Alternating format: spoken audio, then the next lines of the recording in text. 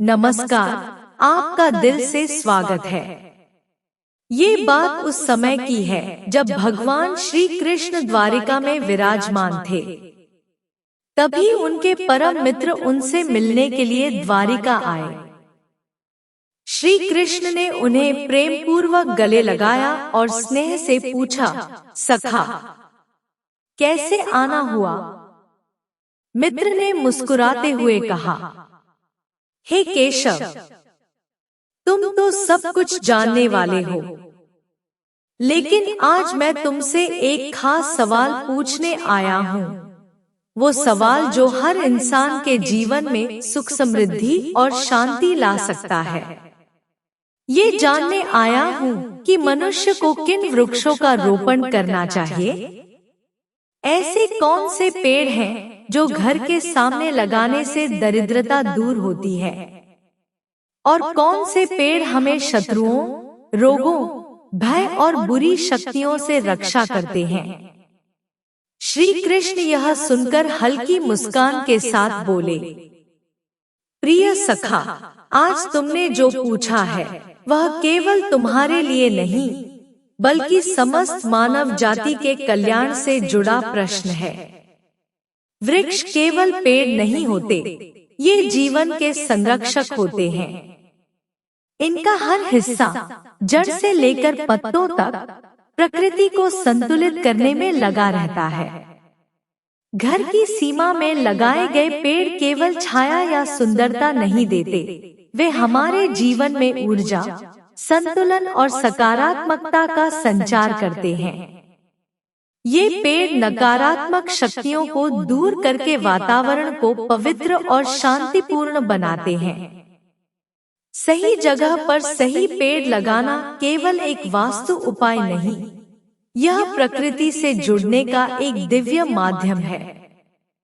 जब घर के सामने शुभ वृक्ष लगे होते हैं, तो घर में लक्ष्मी का वास होता है, रोग दूर रहते हैं और शांति बनी रहती है। इतना ही नहीं, आंगन में लगे पेड़ घर की रक्षा देवताओं की तरह करते हैं, चुपचाप लेकिन पूरी शक्ति के साथ। हे प्रिय मित्र, श्री कृष्ण मुस्कुराते हुए बोले, तुमने जो प्रश्न किया है वह बहुत ही महत्वपूर्ण है कि घर के पास कौन से पौधे लगाने चाहिए और किन से बचना चाहिए। लेकिन इसका उत्तर देने से पहले मैं तुम्हें एक प्राचीन और शिक्षाप्रद कथा सुनाना चाहता हूँ। इस कथा को सुनने मात्र से ही अनेक पाप नष्ट हो जाते हैं और मनुष्य के जीवन से दरिद्रता दूर हो जाती है। साथ ही यह समझ में आ जाता है कि वृक्षों का जीवन में क्या महत्व है और कौन से पौधे भवन के समीप लगाने से सुख की जगह दुहा खाते हैं। सखा ने श्रद्धा से सिर झुकाया और बोला, हे केशव, आप जो भी कहेंगे मैं ध्यान पूर्वक सुनूंगा।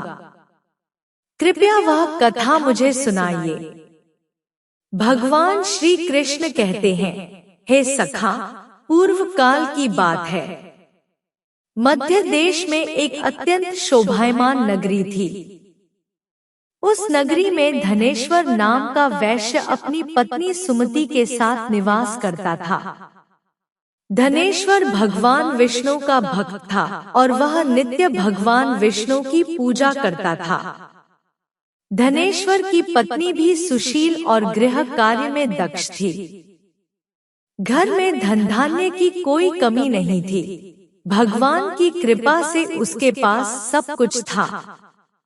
इस प्रकार से अनेक दिन बीत जाने के पश्चात धनेश्वर की जो पत्नी थी, जिसका नाम सुमति था, उसने अपने आंगन में कुछ वृक्षों का रोपण किया और नित्य उन वृक्षों को जल चढ़ाकर उनकी सेवा करने लगी।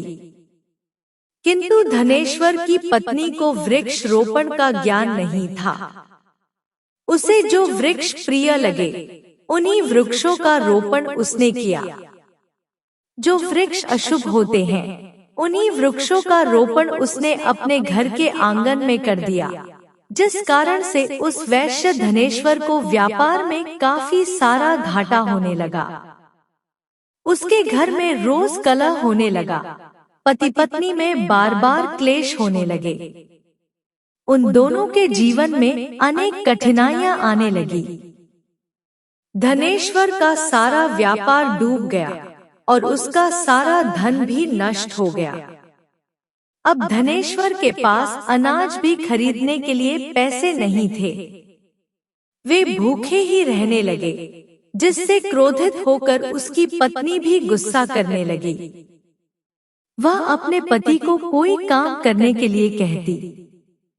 फिर धनेश्वर काम मांगने के लिए गांव में घूमने लगा, लेकिन उसे कहीं पर भी काम नहीं मिलता था।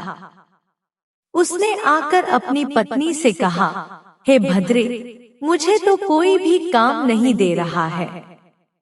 अब मैं कहाँ पर काम खोजने जाऊं? वे दोनों ही पूरी तरह से हतबल हो गए थे।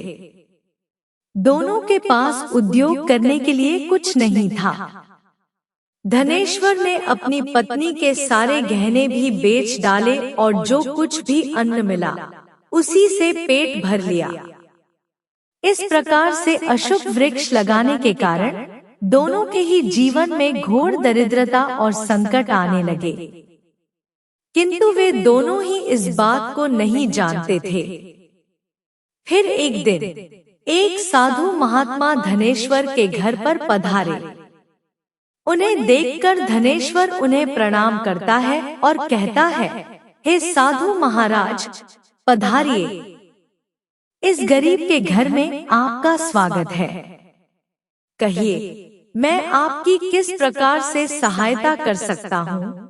वे साधु महाराज कहने लगते हैं, हे महोदय, मैं तीर्थ यात्रा पर निकला हूँ। विश्राम करने के लिए कोई जगह खोज रहा हूँ। यदि आपको कोई कष्ट ना हो तो मुझे अपने घर में स्थान दे दो। मैं अनेक दिनों से भूखा हूँ। कुछ भोजन भी प्राप्त हो जाए तो बड़ी कृपा होगी। साधु महाराज के ऐसे वचन सुनकर वह धनेश्वर कहने लगा, हे साधु महात्मा, आप अवश्य ही कोई पुण्यात्मा दिखाई पड़ते हैं। आपके मुखमंडल पर बहुत तेज है। आपकी सेवा करने का मुझे सौभाग्य मिल रहा है। आपकी सेवा करके मुझे बड़ा आनंद मिलेगा। कृपा करके आप घर के भीतर चलिए। फिर वह साधु महाराज उस धनेश्वर के घर के भीतर जाते हैं और विश्राम करने लगते हैं। धनेश्वर उन साधु महाराज की बड़ी सेवा करता है, किंतु उसके पास अन्न का एक दाना नहीं होता है। तो वह अपनी पत्नी से कहता है, हे प्रिय, आज हमारे घर पर जो साधु महात्मा आए हैं वे बड़े पुण्यवान दिखाई पड़ रहे हैं। हमें उनके भोजन के लिए कुछ उपाय करना चाहिए। मैं गांव में जाकर किसी से थोड़ा सा धन मांग कर लाता हूँ। इतना कहकर वह धनेश्वर गांव में एक सेठ के घर पर जाता है और उस सेठ से थोड़ा सा धन देने की विनती करता है। किंतु वह सेठ उस वैश्य को धन देने से इनकार करता है और कहता है, तुम्हारे पास तो फूटी कौड़ी नहीं है, तुम मेरा धन कैसे वापस करोगे? धनेश्वर कहता है, हे सेठ, कृपा करके आप मुझे थोड़ा सा धन दीजिए, मैं जल्दी ही आपको लौटा दूंगा।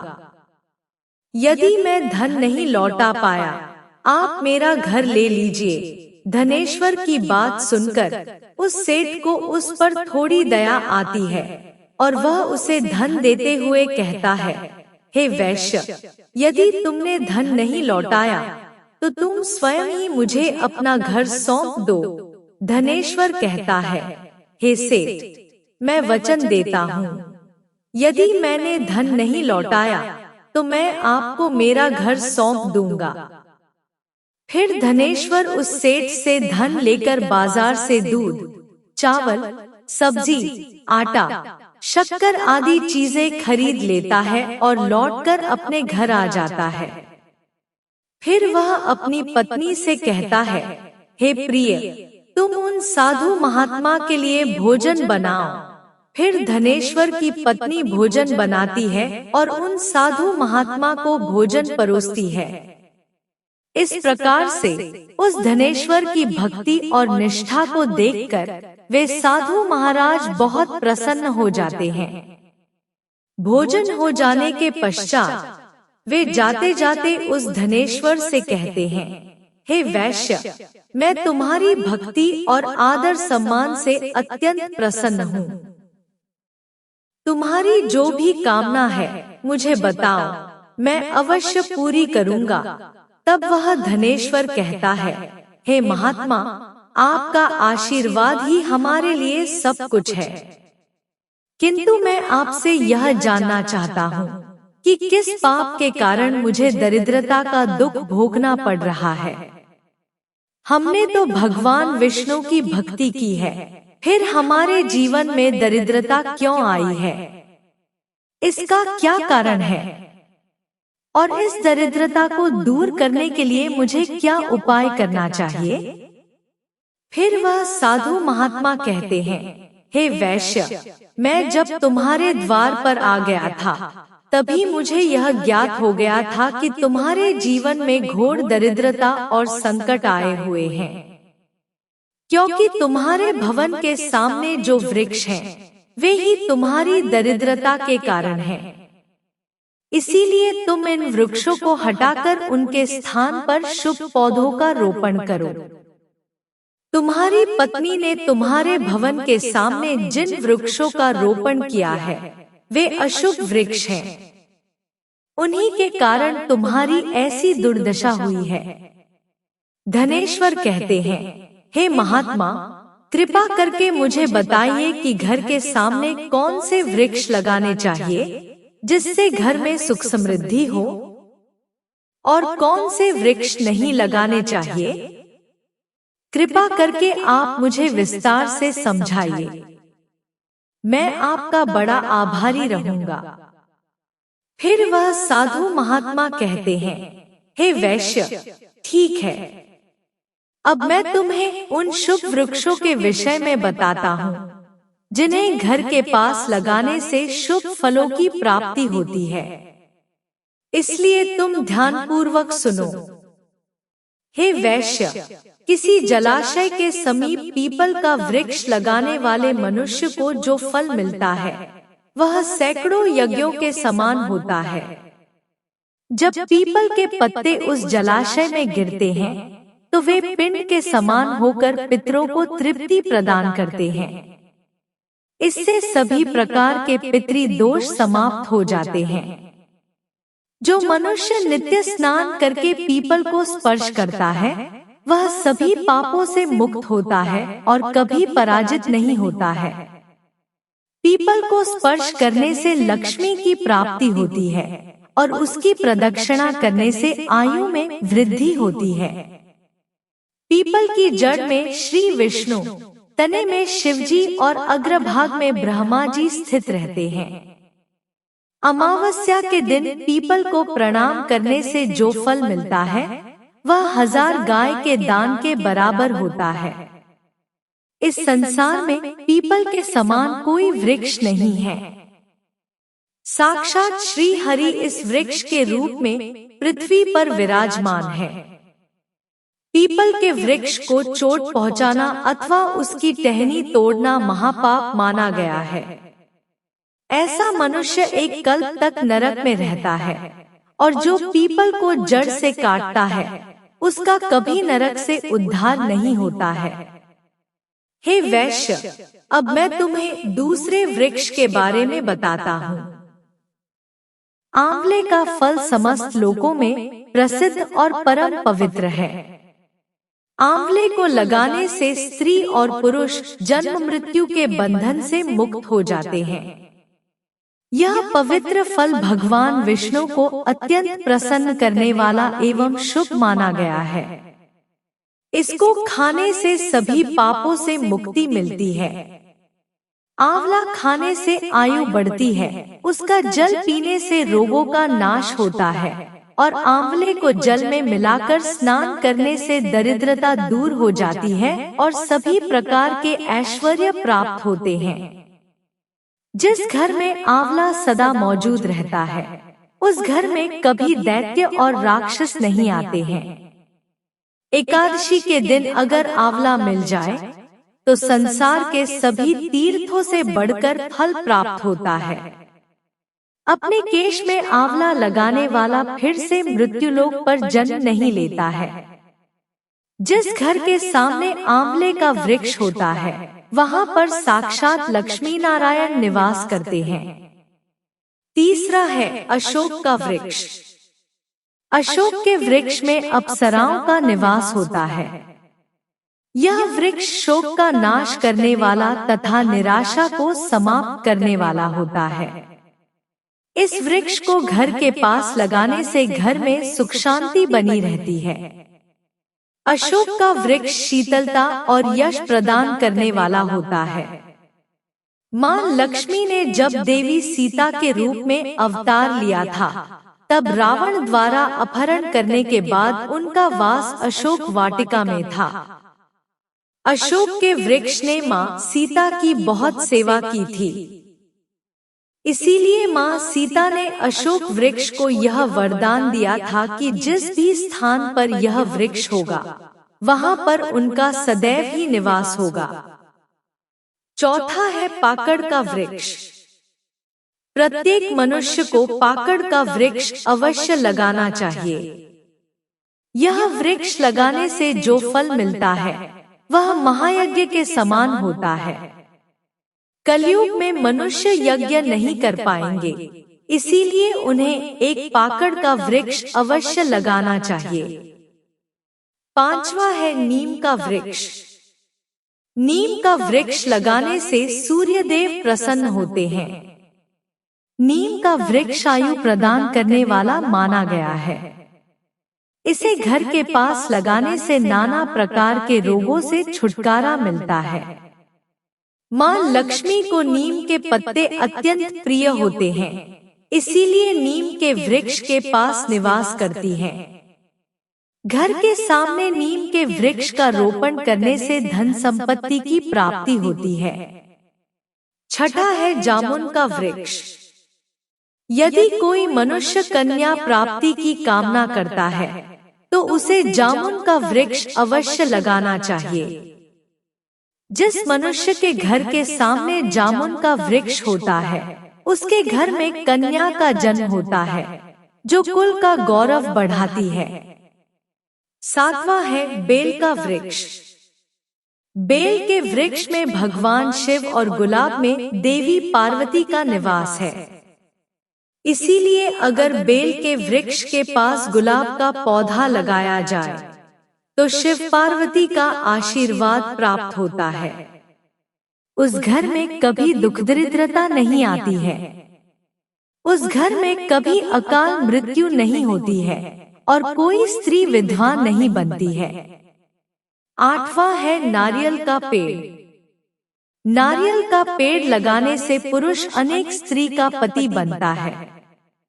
नारियल किसी भी धार्मिक अनुष्ठान का आवश्यक अंग होता है।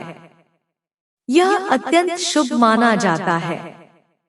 घर के आंगन में नारियल का पेड़ होने से उस घर में हमेशा शुभता होती है और उस घर के सदस्यों का समाज में बहुत मान सम्मान होता है। सुंदर पत्नी की कामना करने वाले मनुष्य को अनार का वृक्ष लगाना चाहिए। पलाश का पेड़ ब्रह्मतेज प्रदान करता है, इसीलिए इसका रोपण अवश्य करना चाहिए। वंश वृद्धि और संतान प्राप्ति की कामना करने वाले मनुष्य को अंकोल का वृक्ष अवश्य लगाना चाहिए। अगर मनुष्य किसी बीमारी से पीड़ित है, तो उसे खैर का वृक्ष लगाना चाहिए। खैर का वृक्ष लगाने से बड़े बड़े रोग नष्ट हो जाते हैं। यह वृक्ष आरोग्य प्रदान करने वाला होता है। कुंद अर्थात मोगरे के पेड़ में गंधर्व निवास करते हैं, इसीलिए इस पौधे का रोपण अपने घर के पास करने से कार्यों में सिद्धि और शुभ फलों की प्राप्ति होती है। खासकर कला के क्षेत्र में काम करने वाले लोगों को यह पौधा अवश्य लगाना चाहिए।